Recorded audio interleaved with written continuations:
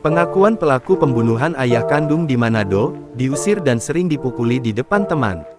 Terungkap kasus pembunuhan ayah oleh anaknya sendiri di Manado, Sulawesi Utara, Sulut pada Selasa tanggal 2 Januari tahun 2023 malam.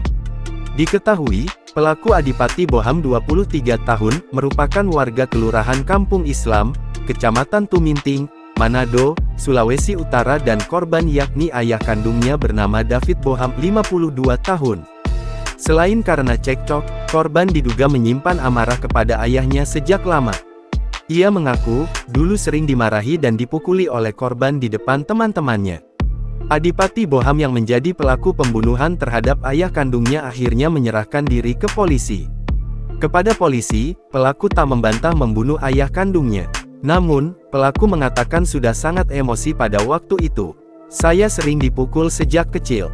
Tadi malam saya dan teman diusir karena tak boleh merokok di dalam rumah, kata dia. Pelaku mengaku marah karena sering dimarahi di depan teman-temannya.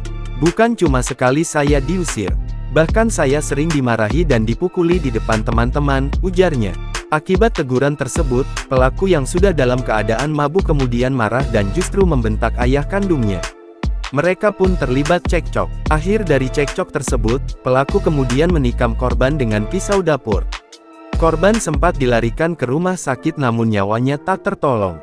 Kasus ini sedang ditangani oleh Polresta Manado. Pelaku sendiri sudah ditahan oleh Polresta Manado setelah menikam ayah kandungnya.